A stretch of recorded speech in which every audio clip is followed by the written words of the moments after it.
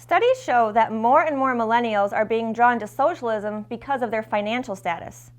Will they wake up and see it's one of the greatest threats to America today? I'm Robin Kinderman, and you're watching JBS Straight Talk.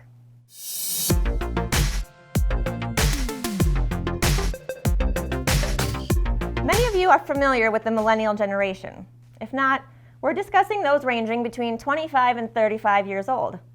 They're oftentimes characterized as the tech-savvy, selfish, safe space generation and get blamed for many things, especially when it comes to the current political climate.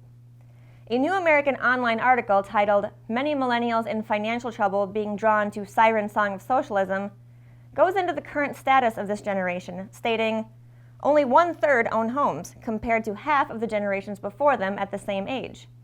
40% are carrying an average student loan debt of $48,000.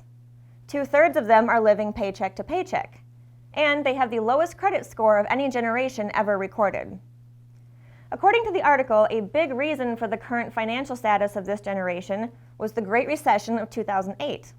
At that time, many millennials were just graduating college and entering the workforce.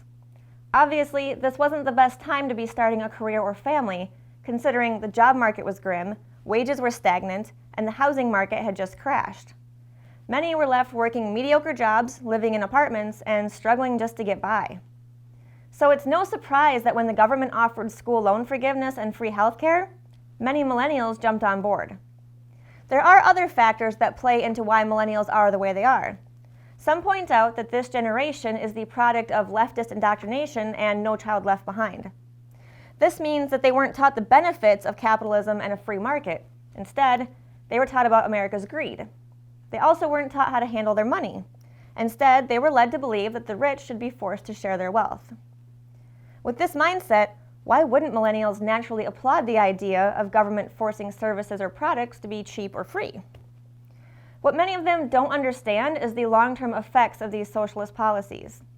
The late pastor Adrian Rogers said it best. You cannot legislate the poor into freedom by legislating the wealthy out of freedom. What one person receives without working for, another person must work for without receiving. The government cannot give to anybody anything that the government does not first take from somebody else. When half of the people get the idea that they do not have to work because the other half is going to take care of them, and when the other half gets the idea that it does no good to work because somebody else is going to get what they work for, that, my dear friend, is about the end of any nation. You cannot multiply wealth by dividing it. As with many nations before us, socialism will turn into communism, and our nation will fall. Help us reach out to those millennials to teach the importance of individual responsibility. Congressman Davy Crockett illustrates this in a personal example in our booklet, A Humbling Lesson. Ask millennials you know to read this, and then follow that up with the Constitution to help them understand our country's timeless founding principles. You can get these items and more at shopjbs.org. Links will be in the description. Until next time, take care and God bless.